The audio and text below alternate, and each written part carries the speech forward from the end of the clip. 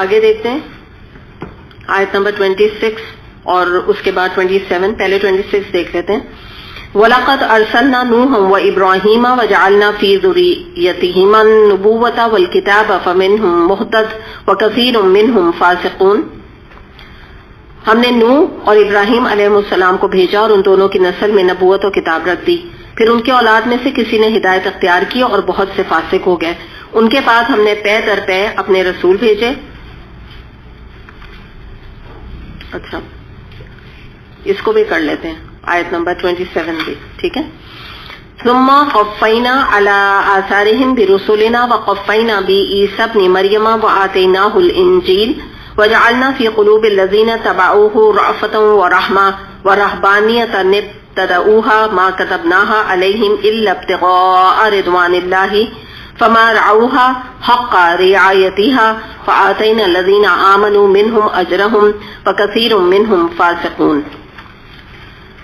ان میں سے ہم نے پے در پے اپنے رسول بھیجے اور ان سب کے بعد عیسیٰ ابن مریم کو مبعوث کیا اور اس کو انجیل عطا کی, اور جن لوگوں نے اس کی پیروی اختیار کی ان کے دلوں میں ہم نے ترس اور رحمت ڈال دیا, اور رہبانیت انہوں نے خود ایجاد کر لی.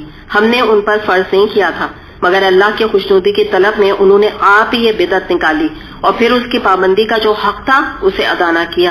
ان میں سے جو لوگ ایمان لائے ہوئے تھے ان کا اجر ہم نے ان کو عطا کیا, مگر ان میں سے اکثر لوگ فاسق ہیں. بہت امپورٹنٹ یہ آیت ہے سورہ حدید کی. پہلے تو ہم ان جنرل اس کو دیکھتے ہیں, پھر ربانیت کی طرف آئیں گے. پہلے تو یہ بتایا جا رہا ہے یہاں پر کہ نوح علیہ السلام اور ابراہیم علیہ السلام کو اللہ تعالیٰ نے بھیجا اور ان کو نبوت بھی دی اور کتاب بھی دی. اس کے علاوہ یہ کہ ان کی, مگر اللہ تعالیٰ فرما رہے ہیں کہ ان کی اولاد میں سے کسی نے ہدایت اختیار کی اور بہت سے فاسق ہو گئے, اور اس کے بعد پے در پے اللہ تعالیٰ نے اپنے رسول بھیجے. تو یہاں ہمیں پتہ چل رہا ہے جو پچھلے فیکٹرز ہیں نا, پیچھے کی طرف چلے جائیں, جو ہم بہت ساری برائیاں پیچھے دیکھ کر آ رہے ہیں نا, لوگوں کا دل جو ہے وہ سخت ہو جانا, اللہ تعالیٰ نے جیسے فرمایا, پھر انفاق نہیں کرنا, پھر نفاق کی 4 سٹیجز, شک کا شکار ہونا, اور اللہ تعالیٰ کے احکامات کی پیروی نہ کرنا, فتنے میں اپنے کو ڈالنا, ان سب چیزوں کو آپ دیکھ لیجئے. تو ہوا یہ کہ حقیقتاً جو ہے وہ اللہ تعالیٰ نے اسی طرح ہمیں بھی قرآن پڑھنے کی اپارچونیٹیز دی ہیں, لیکن جب ان لوگوں کی طرح ہم بھی قرآن سے غفلت کا شکار ہوئے, جیسے انہوں نے اپنے کو فتنے میں ڈالا اور انفاق نہیں کیا, اللہ کی راہ میں مال نہیں لگایا, تو نیگلیکٹ کیا, تو اس کا شکار ہو کے رزلٹ کیا نکلا کہ پہلے گناہ کیے, پھر معصیت کی, پھر گناہوں کا لائف سٹائل بنایا, اور آخرکار وہ فاسق ہو گئے.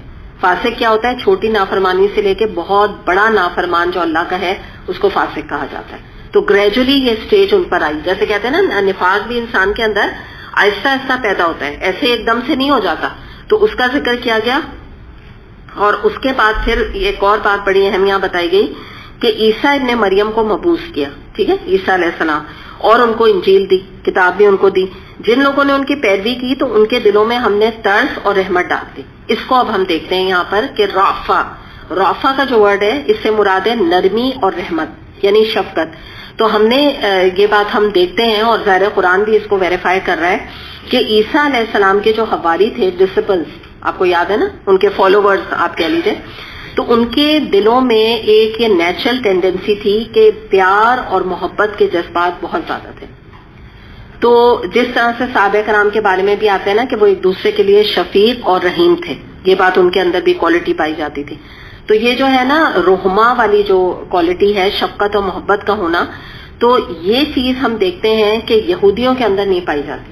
یہودی جو ہیں وہ آپس میں اس طرح ایک دوسرے کے ہمدرد یا غمخوار نہیں ہوتے ہیں جیسا عیسیٰ علیہ السلام کے پیروکار ہیں. اور آپ کو پتہ ہے ان کے ریلیجن میں کیا ہے, کرسچینٹی میں, کہ اگر آپ کے کوئی رائٹ ہینڈ سائڈ پہ تھپڑ مارتا ہے تو آپ اپنا لیفٹ گال بھی آگے کرتے ہیں. ان کے اندر نا سافٹنس بہت ہے, بہت ہی سافٹ ان کا طریقے, آپ سمجھیے کہ ان کا دین کا پھیلانے کا طریقہ بھی بہت سافٹ ہے ان کے پریسٹ وغیرہ کا.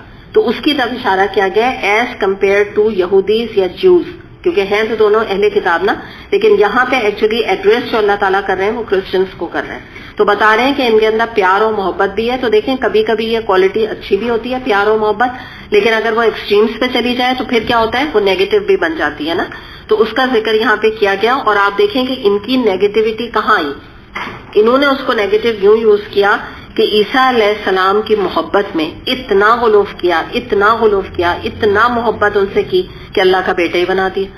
تو یہ چیز ان کے اندر پھر ایکسٹریمز پر یہ چیز چلی گئی. پہلے تو یہ خوبی تھی لیکن ایونچولی یہ خامی میں چینج ہو گئی.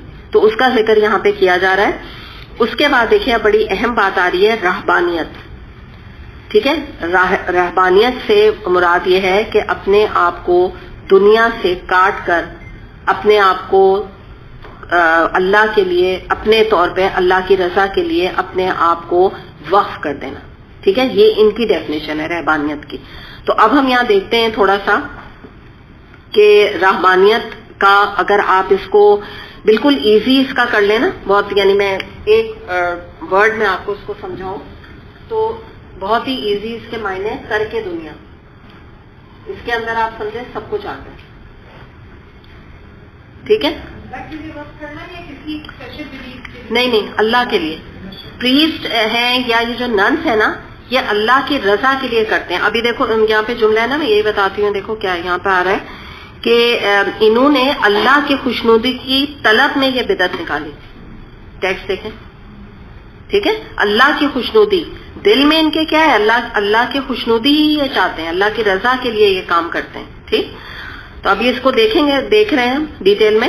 تو اب پہلی تو اس کا مطلب ہو گیا ترک دنیا، یعنی یہ کیا کرتے ہیں کہ دنیا سے، دنیا کے جو معاملات ہیں دنیا میں، کھانا پینا، ہم جیسے ہیں، کھاتے ہیں پیتے ہیں، ملتے ہیں جلتے ہیں، گھروں سے بھی نکلتے ہیں، اپنے ضرورات کے لیے بھی نکلتے ہیں. انہوں نے شادی بیاہ بھی کرتے ہیں، بچوں کی بھی کرتے ہیں. تو انہوں نے ان تمام چیزوں سے اپنے کو منقطع کر کے جو ان کے پریسٹ ہیں، ننس ہیں، وہ انہوں نے اپنے آپ کو چرچز تک محدود کر لیا. اور اگر آپ اس کی ہسٹری میں جائیں تو ہوا اس کا پس منظر بھی ہے، بیک گراؤنڈ ہے اس کا. یہ والا جو بات یہاں رہبانیت آ رہی ہے، یہ سٹارٹ کیسے ہوئی تھی کہ عیسیٰ علیہ السلام کے بعد کچھ ایسے بادشاہ پیدا ہوئے جنہوں نے تورات اور انجیل میں چینجز کیے، جو کہ آپ کو پتہ ہے اس کتاب میں ہوئے ہیں، تبدیلیاں ہوئی ہیں. تو ایک جماعت نے اس کو قبول نہیں کیا، کیونکہ آپ کو پتہ ہے نا بیسکلی یہ جو بائبل ہے یہ آ گئی ہے پریسٹ کے ہاتھ میں. جو بھی اپنے زمانے کے پریسٹ بنتے ہیں نا، جو ہیڈ پریسٹ ان کا ہوتا ہے، اس کے ہاتھ میں اس کا جو دل سے آتا ہے اس میں چینج کر دیتا ہے. تو جب پہلی دفعہ یہ چینج ہوا ہے تو اس کو ایک پریسٹ کی جماعت نے اس کو ایکسیپٹ نہیں کیا. ظاہر ہے وہ اوتھینٹک لوگ تھے، انہوں نے کہا یہ کیا بات ہے، یہ تو اللہ کی طرف کی کتاب ہے، تم نے اس کے اندر چینجز کیوں کیے. تو اتنا کلیش ہوا تو انہوں نے، میں نے بتایا نا ان کے اندر یہ چیز بہت ہے نا، جیسے فوراً پیچھے ہٹ جاتے ہیں، نرمی بہت ہے. تو اس نرمی کی وجہ سے انہوں نے بادشاہ کے ڈر سے، بجائے اس کے کہ اس سے آرگیومنٹ کرتے اور آگے بڑھ کے اس مسئلے کو ختم کرتے، انہوں نے پہاڑوں اور غاروں میں جا کے پناہ لے لی. یہ بگننگ تھی رہبانیت کی. انہوں نے کہا کہ بس ٹھیک ہے، ہم نہیں مانتے، یعنی یہ جو پریسٹ نے جو یہ کام کیا اور ہم اس کا بائیکاٹ کر کے اور ہم اپنے کو پیچھے کر لیتے ہیں. اس کے بعد یہ آغاز ہوا رہبانیت کا. اس کے بعد کیا ہوا کہ آنے والے جو لوگ تھے ان کو حقیقت کچھ پتہ نہ چلی کہ ہے کیا اصل حقیقت ان کے وہاں رہنے کی، اور انہوں نے گریجولی ایک مذہب انوینٹ ہوتا چلا گیا جس نے کرسچینٹی کا نام لے لیا. اور اس کے بعد انہوں نے جو جگہ جگہ جیسے ہماری مسجدیں ہوتی ہیں انہوں نے چرچز بنائے، اور وہاں پہ انہوں نے کچھ لوگوں کو ہائر کر کے جو کہ انہی کے اولادوں میں سے آگے تھے یا انہی کے اکوائنٹنس تھے، ان کو انہوں نے کہہ دیا کہ بھئی دیکھو تمہارے باپ دادا نے بھی یہ کام کیا اور تم بھی اب اپنے آپ کو کنفائن کر لو ایک چرچ میں، کیونکہ یہی آتھینٹک طریقہ ہے. باقی جو لوگ ہیں نا انہوں نے تو دین کو بگاڑ دیا. یہ بیسس کی بنی جو آج آپ اس کی پریزنٹ سچویشن چرچز میں، گرجاؤں میں اور مختلف جگہوں پہ آپ دیکھتے ہیں کہ جہاں پہ پریسٹ ہیں یا ویٹیکنس ہیں یا ننس وغیرہ ہیں، سسٹرز جن کو کہتے ہیں، تو یہ شادی بیاہ نہیں کرتے اور دنیا سے مکمل ترک تعلق ان کا ہمیں نظر آتا ہے.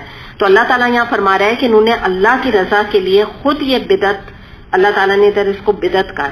بدعت کیا ہوتا ہے؟ دین میں کوئی نئی بات انوینٹ کرنا اس بیسکلی بدعت، جس کو ہم اردو میں بدعت میں کیا کہتے ہیں. دین میں نبی کریم صلی اللہ علیہ وسلم نے فرمایا کہ دین میں کوئی نئی بات کا اضافہ کرنا بدعت کہلاتا ہے. بدعت گمراہی ہے اور گمراہی انسان کو آگ کی طرف لے جاتی ہے. یہ حدیث ہے. تو آپ یہ دیکھیں یہاں پر اس کو بدعت کہا گیا. اور جو اللہ کی رضا کی بات تھی تو بات کیا تھی کہ انہوں نے اللہ کی رضا کے لیے کام کیا. انہوں نے سوچا ہم تو اللہ کی محبت میں اپنے آپ کو کہتے ہیں نا ٹچ کر دیا، ہم نے سب کچھ اپنا قربان کر دیا، اللہ بڑا خوش ہوگا. جبکہ اصل بات کیا تھی کہ یہ تو بدعت اللہ فرما رہے ہیں کہ میں نے کب کہا تھا، یہ میری رضا اس کام میں کب تھی؟ تمہیں کس نے بتا دی کہ میری رضا ہے؟ تم نے تو خود یہ بدعت ایجاد کر لی، اور یہ کتنی خوشنما کیوں نہ ہو، کتنا اس کے اوپر ثواب کا لیبل کیوں نہ لگاؤ، اگر میری اطاعت یا میرے رسولوں کی اطاعت تم نہیں کر رہے تو یہ چیز تو مجھے ایکسیپٹیبل ہے ہی نہیں، کیوں تم نے یہ کام کیا. تو یہاں پہ ان کو کرٹیسائز کیا جا رہا ہے، اور انہوں نے اپنا مقصد حالانکہ یہی بتایا کہ ہم تو اللہ کی رضا کے لیے کام کر رہے ہیں. تو اب آپ کو ہماری بدعت کی ڈیفینیشن سمجھ آئی؟ ہماری بھی بدعت بیسکلی اسی پر بیسڈ ہے. ہم خود یہی سمجھتے ہیں کہ یا سلاموں کا 1000 دفعہ ختم کر لو فلاں کو شفا ہو جائے گی، اور ہم بڑا نیک کام کر رہے ہیں. اس کا آیت کریمہ کا ختم کر لو، ہم بڑا نیک کام کر رہے ہیں، ہم سب کو اکٹھا کر کے یہ آیتیں پڑھوا رہے ہیں، بڑا ثواب ملے گا، بڑی ہماری دعا قبول ہوگی. ہم بھی تو یہی کر رہے ہیں نا، ہم بھی بدعت ایجاد کر رہے ہیں. تو اللہ تعالیٰ نے تو کلیئرلی اس بات کو بھی بدعت ان کے اس کام کو قرار دیا. اور اس کے بعد ہم دیکھتے ہیں کہ دیکھیے جب انہوں نے یہ کام کیا، آگے اللہ تعالیٰ کیا فرما رہے ہیں کہ اب جو انہوں نے اپنے اوپر پابندی لگائی، آگے اللہ تعالیٰ فرما رہے ہیں انہوں نے اس کا حق ادا نہ کیا. ایسی اپنے اوپر ان نیچرل پابندیاں لگا لیں کہ اپنے رحمی رشتے کاٹ ڈالے، والدین کو اپنے ڈسون کر دیا، ان کی شکل نہیں دیکھی، شادی بیاہ چھوڑ دیا، اولاد کی تمنا جو ایک انسان کے اندر انگرینڈ ہوتی ہے اس کو سیکریفائز کر دیا، دولت پیسہ ہر چیز چھوڑ دی، کمانا نہیں، پڑھنا نہیں، کچھ نہیں، بس پریسٹ بن کے اور جا کے چرچز میں بیٹھ گئے. ننس جو ہیں آپ کو پتا ہے نا، وہ ایک رنگ پہنتی ہیں ان کے عیسیٰ علیہ السلام کے نام کی، بینڈ پہنتی ہیں، اور وہ اپنے آپ کو کہتی ہیں برائڈس آف عیسیٰ علیہ السلام. تو آپ سوچیں کہ ہم اپنے رسول کی بات جب کرتے ہیں تو ہم ان کو کتنے اونچے پیڈسٹل پہ دیکھتے ہیں. یعنی ہم ایک والد بھی، میں سمجھتی ہوں کہ ان کے مقام سے کم ہے، ہم والد بھی نہیں کہہ سکتے نا ان کو، اس سے بھی اونچا ان کا مقام ہے نا. تو آپ سوچیں کہ اپنے کو برائڈ کہنا، وہ بھی عیسیٰ علیہ السلام کے حوالے سے، تو کتنی ایک آپ دیکھیں نا کیا انہوں نے کیا دین کو اپنے بنا دیا، عیسائیت کو. تو اب کیا ہوا کہ یہ حق ادا نہ کر سکے. جو انسان کے اندر آپ کو پتا ہے نا کہ ہمارے دین میں نہ غر کے دنیا ہے نہ ترک دنیا ہے، ٹھیک ہے، یہ ترک دنیا تھا، نہ غر کے دنیا کیا ہے جو آج آپ ویسٹ کو دیکھ رہے ہیں، پورے ہی دنیا میں غرق ہو گئے پیروں اور ہاتھوں سمیت، وہ بھی نہیں ہے، ترک دنیا بھی نہیں ہے. تو اب کیا ہوا، جو فطرت میں تقاضے تھے، ایک مرد اور عورت کا خاص طور پہ جو تعلق تھا، جب اس پہ انہوں نے روک ٹوک لگائی تو شیطان کو بڑا موقع ملا ان کے اوپر کام کرنے کا.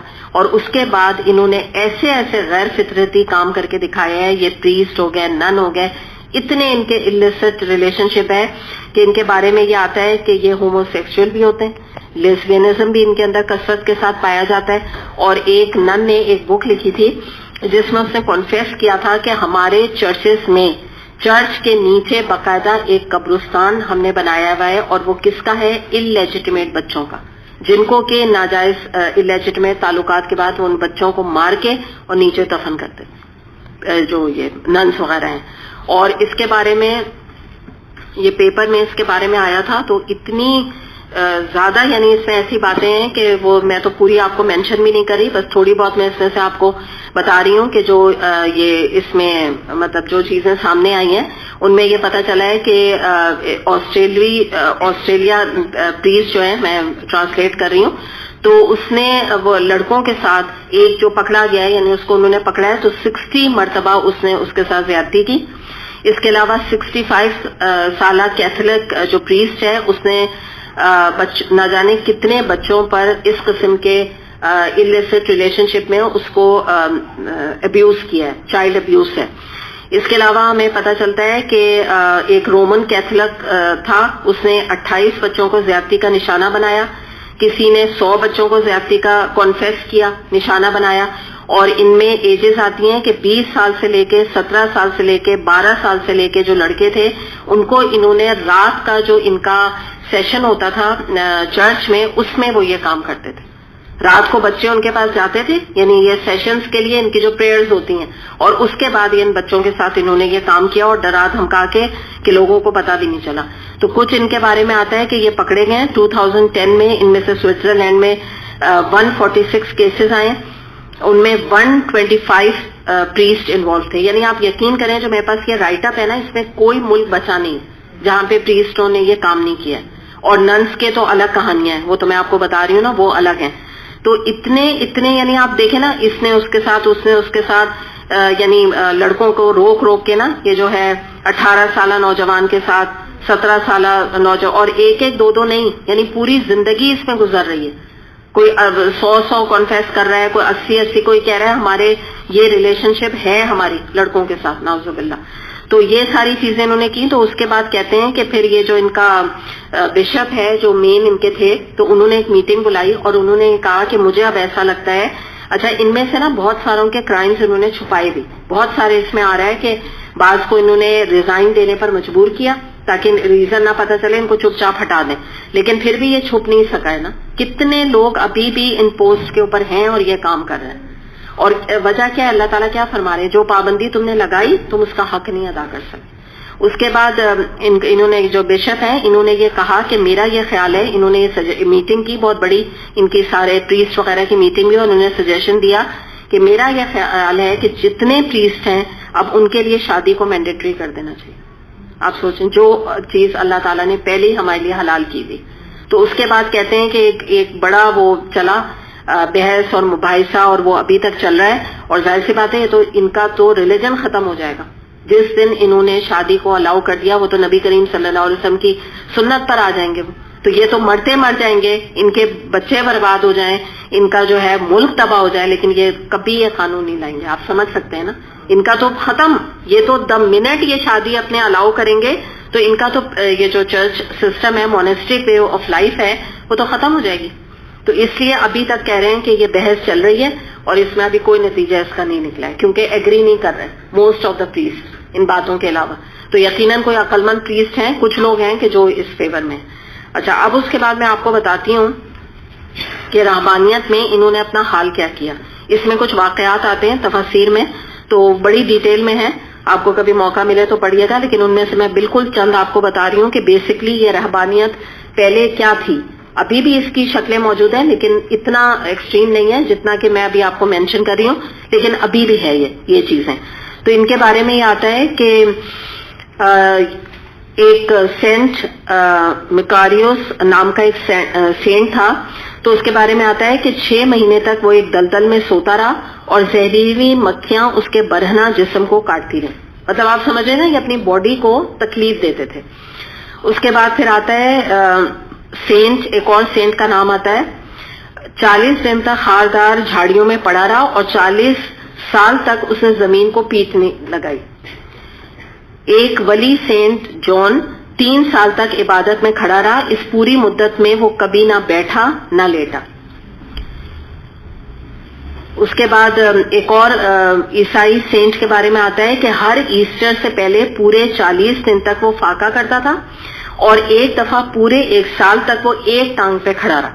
یہ ان کی رہبانیت تھی. مطلب کیا ان کو اس سے ملتا تھا نہیں پتا.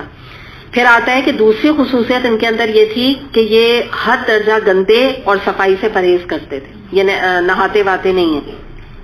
ان کے بارے میں یہ آتا ہے کہ یہ سمجھتے ہیں کہ جسم کی صفائی کو وہ روح کی نجاست سمجھتے ہیں, یہ ان کا جو ہے بلیف ہے.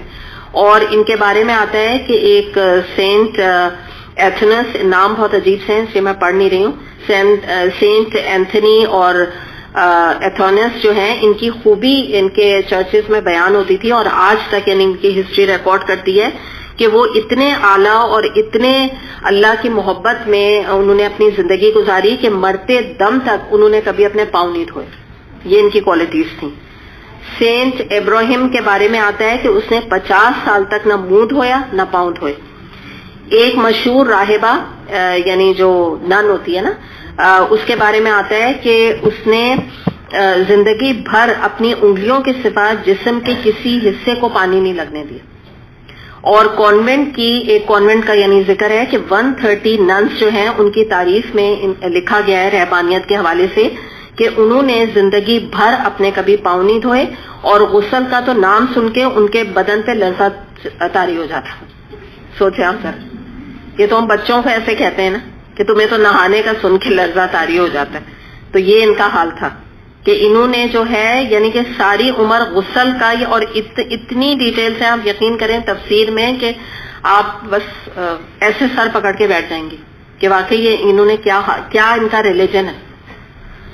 اس کے علاوہ ان کا جو اگلی جو ان کے مختلف یعنی نا برائیاں ہیں اس میں, اور پھر بتایا گیا کہ کیا کیا کرتے تھے. اچھا, ایک اور ان کے تھا کہ ایک اور کیا کرتے تھے یہ کہ بیوی, جیسے اب کچھ ہوتے ہیں نا کہ شادی کے بعد اس میں آتے ہیں پریسٹ بنتے ہیں, تو ان کے بارے میں آتا ہے کہ ایک جو پریسٹ تھا تو وہ 40 سال تک اپنی بیوی سے الگ رہا، اور آخری وقت میں جب بیوی اس سے ملنے کے لیے آئی تو اس وقت بھی اس نے اپنی بیوی سے ملنا گزارا نہیں کیا، یعنی جب پریسٹ بن گیا تو اپنی بیوی کو بھی اس نے چھوڑ دیا. اور اس کے علاوہ ایک اور ہمیں ان کے ماں باپ کے ساتھ تعلقات پتہ چلتے ہیں کہ بالکل قطع رحمی والا معاملہ ان کا پتہ لگتا ہے. کہ ایک سینٹ کے بارے میں آتا ہے کہ وہ جب سینٹ بن گیا تو چرچ میں رہنے لگا، تو ماں کو جب پتا چلا تو وہ باہر آ کے بیٹھ گئی اور اس نے کہا کہ جب تک جو ہے تم مجھ سے ملو گے نہیں تو میں نہیں جاؤں گی. تو وہ باہر بیٹھی رہی مگر وہ باہر نہیں نکلا، اور اس نے کہا کہ وہیں اللہ کے پاس ملیں گے، یہاں میں نہیں ملوں گا آپ سے. اور اس نے کہا تم ایک دفعہ مجھے اپنی صورت دکھا دو، لیکن اس نے اس کو اپنی صورت بھی نہیں دکھائی. کہتے ہیں کہ لکھا ہوا ہے 3 رات اور 3 دن وہ دروازے کے اس کے پڑی رہی اور وہیں اس نے اپنی جان دے دی، لیکن بیٹا جو ہے نا باہر نہیں آیا. اور جب جو ہے وہ مر گئی تو لوگوں نے بتایا کہ اب ماں تمہاری مر چکی، اب آ جاؤ باہر. تو وہ باہر آئے، انہوں نے ان کی لاش کے اوپر آنسو بہائے اور وہاں بیٹھ کے دعا کی اور چلتے بنے دوبارہ. یہ ان کا جو ہے نا حال تھا قطع رحمی کے حوالے سے. اس کے علاوہ ایک اور اسی طرح سینٹ کے بارے میں آتا ہے کہ جو کہ اپنے ماں باپ کو چھوڑ کر 27 سال کے لیے غائب رہا اور باپ اس کے غم میں مر گئے. تو مطلب یہ ان کی ہسٹری ہے. میں ان شارٹ آپ کو اس حوالے سے بتا رہی ہوں کہ آپ اندازہ لگا سکتے ہیں کہ جو ہے یہ کیا مطلب انہوں نے جو یہ کام شروع کیا. اس کے علاوہ ایک اور چیز دیکھیں، ان کے ایک اور چیز کیا شروع ہوئی، کنفیشن. وہ کیا چیز ہے کہ جو بھی کوئی گناہ کرے، کوئی بھی illicit ریلیشن شپ ہے، گناہ ہے، کچھ بھی، آپ ایک کنفیشن باکس ہوتا ہے، آپ وہاں جائیں اور یہ جو پریسٹ ہوتے ہیں ان کو آپ پیسے دیں، پے کرتے ہیں ان کو، اور وہ وہاں پر آپ ان کو کنفیس کریں. مثال کے طور پہ کہ اللہ معاف کرے، کوئی کہ میں نے چوری کر لی، میں نے فلاں ایڈلٹری کر لی، تو وہ کہتے ہیں کہ ٹھیک ہے میں نے تمہیں معاف کیا. یہ ان کا کنفیشن باکس ہوتا ہے اور اس میں وہ پیمنٹ کرتے ہیں جا کے. تو یہ اس طرح کی چیزیں جو ہے نا انہوں نے ایسی تمام چیزیں ایجاد کی جس کے بارے میں اللہ تعالیٰ یہاں بات کر رہے ہیں. آگے دیکھتے ہیں اگلی آیت. یہ خاتمہ سورہ کی آیات ہیں، تو دونوں ہی ہم دیکھ لیتے ہیں. آیت نمبر 28 اور 29. یا ایھا الذین آمنوا اتقوا اللہ وآمنوا برسولہ یؤتکم کفلین من رحمتہ ویجعل لکم نورا تمشون بہ ویغفر لکم واللہ غفور رحیم. لئلا يعلم اہل الکتاب الا یقدرون علی شیء من فضل اللہ وان الفضل بید اللہ یؤتیہ من یشاء واللہ ذو الفضل العظیم. اے لوگوں جو ایمان لائے ہو، اللہ سے ڈرو اور اس کے رسول محمد صلی اللہ علیہ وسلم پر ایمان لاؤ. اللہ تمہیں اپنی رحمت کا دوہرا حصہ عطا فرمائے گا اور تمہیں وہ نور بخشے گا جس کی روشنی میں تم چلو گے، اور تمہارے قصور معاف کر دے گا، اور اللہ بڑا معاف کرنے والا اور مہربان ہے. تم کو یہ روش اختیار کرنی چاہیے تاکہ اہل کتاب کو معلوم ہو جائے کہ اللہ کے فضل پر ان کا کوئی اجارہ نہیں، اور یہ کہ اللہ کا فضل ان کے اپنے ہی ہاتھ میں ہے، جسے چاہتا ہے عطا فرماتا ہے. اللہ کا فضل اس کے اپنے ہی ہاتھ میں ہے، جسے چاہتا ہے عطا فرماتا ہے، اور وہ بڑے فضل والا ہے. اب یہاں پہ ہمیں پتہ چل رہا ہے کہ یہ جو ذکر کیا گیا تو اس میں اس کی تفسیر میں مفسرین کے درمیان اختلاف ہے. ٹھیک ہے، ایک رائے ہمیں یہ ملتی ہے کہ وہ یہ کہتے ہیں کہ یہاں یا ایھا الذین آمنوا کا خطاب ان لوگوں سے ہے جو پہلے عیسیٰ علیہ السلام پر ایمان لائے. تو ان سے فرمایا جا رہا ہے کہ اب تم محمد صلی اللہ علیہ وسلم پر ایمان لاؤ تو اس پر تمہیں دوہرا اجر ملے گا، ڈبل. ایک تمہیں اجر ملے گا عیسیٰ علیہ السلام پر ایمان لانے کا، اور دوسرا تمہیں کس پہ ملے گا؟ محمد مصطفیٰ صلی اللہ علیہ وسلم پر ایمان لانے کا. اچھا، دوسرا جو کرو ہے جو اختلاف رائے ہے، دوسری رائے یہ ہے کہ یہ کہا جاتا ہے کہ یہ خطاب ہے محمد صلی اللہ علیہ وسلم پر ایمان لانے والوں کے لیے، اور ان سے یہ کہا جا رہا ہے کہ تم محض زبان سے اپنے نبوت کا اقرار نہ کرو بلکہ صدق کے دل سے تم ایمان لاؤ اور ایمان لانے کا حق ادا کرو تو تمہیں دوہرا اجر ملے گا. تو زیادہ تر جو رائے ہے وہ پہلی ہے جو میں نے آپ کو بتایا، پہلی رائے ہے کہ ان کے کیونکہ ایک حدیث ہمیں ملتی ہے کہ اس میں آتا ہے کہ نبی کریم صلی اللہ علیہ وسلم نے فرمایا کہ جو نبی کریم صلی اللہ علیہ وسلم سے پہلے کسی رسول پر ایمان رکھتے تھے پھر نبی صلی اللہ علیہ وسلم پر بھی ایمان لائے تو ان کے لیے دوہرا اجر ہے. اور ایک اور بخاری اور مسلم میں حدیث ہے کہ اہل کتاب میں سے وہ شخص جو اپنے سابق نبی پر ایمان رکھتا تھا پھر محمد صلی اللہ علیہ وسلم پر بھی ایمان لے آیا، اس کے لیے دوہرا اجر ہے. تو تو یہ رائے زیادہ قریب ہے، جس میں ہمیں پتہ چلتا ہے کہ ان کے لیے یہ بات بتائی گئی کہ یعنی تم اب عیسیٰ علیہ السلام پر ایمان لائے ہو تو کیوں نہیں اب تم نبی کریم صلی اللہ علیہ وسلم پر بھی ایمان لے آؤ، تو تمہارے لیے ڈبل اس میں اجر تمہیں ملے گا۔ دوسری بات، مسلمانوں کے بھی حوالے سے ایک اور ہمیں حدیث ملتی ہے کہ نبی کریم صلی اللہ علیہ وسلم نے فرمایا، یعنی اس میں مسلمانوں کے لیے بھی ہے اور نان مسلم بھی اس میں شامل ہے، جو اب میں آپ کو بتا رہی ہوں کہ 3 چیزیں پچھلے گناہوں کا کفارہ ثابت ہوتی ہیں۔ ان میں ہے نمبر 1 ایمان لانا، ٹھیک ہے، جب ہم ایمان کی بات کرتے ہیں تو صرف عیسیٰ علیہ السلام تو نہیں نا، نبی کریم صلی اللہ علیہ وسلم پر بھی، اور نمبر 1 ظاہر اللہ پر ایمان لانا، ہجرت کرنا، اور نمبر 3 حج مبرور۔ تو یہ بھی جو ہے پچھلے گناہوں کا کفارہ بن جاتی ہیں تینوں چیزیں، حج مبرور، اور پہلا ہے ایمان لانا نا، ٹھیک ہے، ایمان لانے کی جب بات ہوگی تو ظاہر ہے اللہ، اور بریکٹ میں آپ لکھ لیجیے نبی کریم صلی اللہ علیہ وسلم پہ، تو یہ بھی دلیل اس میں مل رہی ہے نا کہ یہ خطاب جو ہے وہ انہی سے ہے، اہل کتاب سے، اور خاص طور پہ کرسچنز کے لیے بات ہے۔ اگلی جو بات یہاں پر ہو رہی ہے وہ یہ ہے کہ کیا ہو گیا، کچھ کنفیوژن ہے؟ اچھا، اگلی جو بات یہاں پہ ہو رہی ہے وہ یہ ہو رہی ہے کہ اللہ تعالیٰ یہاں فرما رہے ہیں کہ یہ تم اس لیے کہ اہل کتاب کو یہ بات معلوم ہو جائے کہ اللہ کا فضل ان کے اوپر کوئی اکیلا نہیں ہے، یعنی مراد کیا ہے کہ جوز جو ہیں وہ اپنے آپ کو کیا کہتے تھے، we are the chosen once, یا وہ کہتے تھے کہ ہمیں آگ جو ہے وہ بمشکل چھوئے گی تو گنتی کے دن، اس کے بعد ہم جنت میں چلے جائیں گے۔ تو یہاں پہ اللہ تعالیٰ فرما رہے ہیں کہ یہ جو ان کا کانسیپٹ ہے یہ تو تھا جیوز کا، میں نے آپ کو بتایا یہ ان کی مینٹیلٹی تھی۔ اچھا، اور کیا کہتے تھے، we are the sons of God, یہ بھی کہتے تھے یہ جیوز۔ اس کے بعد جو کانسیپٹ آف کرسچینٹی ہے وہ کیا ہے، ابھی میں نے آپ کو بتایا کہ ایک تو ان کا کنفیشن والا معاملہ ہے، کنفیشن باکس ان کا کہلاتا ہے، سسٹم ہے ان کے اپنے ریلیجن میں۔ سیکنڈ بات کیا ہے کہ کیا کہتے ہیں، یہ تو آپ سب جانتے ہیں کہ عیسیٰ علیہ السلام ہم سب کے گناہوں کا بوجھ اٹھا کر صلیب پر چڑھ گئے، ٹھیک ہے، تو اب جو مرضی بھی ہم کریں انہوں نے تو ہمارے گناہوں کا بوجھ اٹھا لیا۔ تو یہاں پر اللہ تعالیٰ فرما رہے ہیں کہ یہ ان کو یہ بات پتہ چلنی چاہیے کہ یہ اللہ کا فضل ہے کہ اللہ کس کو جنت میں ڈالتا ہے، اللہ کس کو اونچے درجات کرتا ہے۔ یہ ان کی مینٹیلٹی جو ہے، یہ خوش فہمیاں ہیں، یہ جو ہے ان کے ایمان کے لیے یا آگے بڑے درجات کے لیے کافی نہیں ہے۔ اللہ کی تو رضا، اللہ پر ایمان لانا اور نبی کریم صلی اللہ علیہ وسلم کا اتباع اطاعت کرنا، اور سب سے بڑھ کر ان پر ایمان لانا۔ تو اگر ان دونوں کا ایمان ہی نہیں ہے نبی کریم صلی اللہ علیہ وسلم پر، تو یہ کس خوش فہمیوں میں انہوں نے اپنے کو مبتلا کیا ہوا ہے۔ تو یہ اللہ تعالیٰ یہاں پر فرما رہا ہے کہ یہ جو اللہ کا فضل ہے اس پہ کسی کا کاپی رائٹس نہیں ہے، کوئی اجارہ نہیں ہے کہ یہودیوں نے کہہ دیا کہ we are the sons of gods, اور کرسچن نے کہہ دیا کہ ہمارے سارے گناہ معاف۔ تو بات یہی ہے، معاملہ اتنا آسان نہیں ہے، یہ تو اللہ نے اپنے ہاتھ میں ہر چیز رکھی ہے، اور ہاں ہے وہ فضل والا۔ اللہ تعالیٰ ضرور اپنے مومن بندوں کو ان کی ایکسپیکٹیشن سے بڑھ کر اجر اور ثواب اور جنت کے محلات عطا کرے گا، لیکن کیوں؟ مین جو چیز ہے کہ وہ اللہ اور رسول پر ایمان لائے۔ میں نے ابھی آپ کو یاد ہے نا شروع میں کیا بولا تھا کہ اللہ پہ اور نبی کریم صلی اللہ علیہ وسلم اور انبیاء پر ایمان لانا اتنی پریشیس کوالٹی ہے جو کہ ہم تو اس کو فار گرانٹیڈ لیتے ہیں۔ تو اللہ کا احسان ہے کہ ہم مسلمان ہو کے ہمارا کسی اور کمیونٹی سے تعلق نہیں ہے۔ میں نام نہیں لینا چاہیے، اور بھی تو ہے نا، اور بھی تو کمیونٹی ہے نا۔ میں نے ایک سیکٹ کا ذکر کیا، اور بھی ہیں جو کسی اور کو اور بھی ہیں امام بنایا ہوا ہے، آپ لوگ جانتے ہیں اچھی طرح۔